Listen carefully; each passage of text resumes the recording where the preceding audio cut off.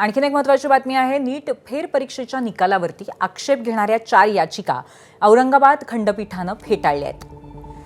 नीट फेरपरीक्षेच्या निकालामध्ये गडबड झाल्याचा याचिकाकर्त्यांचा आरोप होता।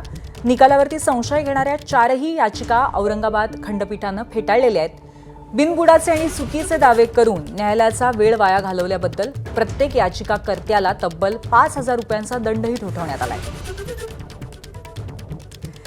आपले प्रतिनिधी कृष्णा केंडे आपल्याला या संदर्भात अधिक माहिती देतील। कृष्णा, आज नक्की न्यायालयामध्ये काय काय झालं आणि काय सांगितलंय न्यायालयानं? आपल्याला आठवत असेल तर काही नीटच्या निकालामध्ये गोंधळ झाल्याचा, आन्सर की आणि प्रत्यक्ष पडलेल्या मार्कमध्ये गोंधळ झाल्याचा दावा काही विद्यार्थ्यांनी या ठिकाणी केलेला होता आणि 95%च मार्क या ठिकाणी रिझल्टमध्ये आलेत। मात्र आन्सर की मध्ये 522 मार्क मिळतील अशा प्रकारचा दावा देखील करण्यात आलेला होता आणि अशाच अनुषंगानं छत्रपती संभाजीनगरमध्ये नीटच्या विरोधात 4 याचिका या ठिकाणी दाखल करण्यात आल्या होत्या।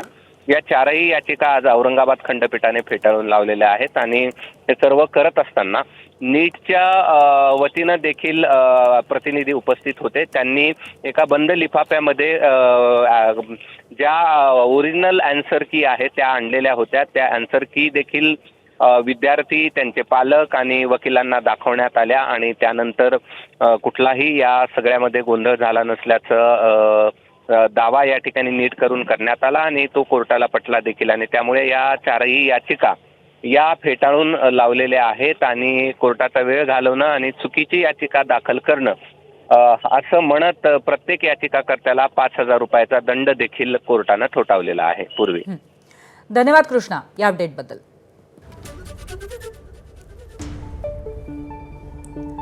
तर औरंगाबाद खंडपीठानं नीट फेरपरीक्षेच्या निकालामध्ये गडबड झाल्याचा याचिकाकर्त्यांचा आरोप फेटाळलेला आहे आणि त्याचबरोबर चुकीचे दावे करून न्यायालयाचा वेळ घालवल्याबद्दल त्यांना दंडही ठोठावलाय।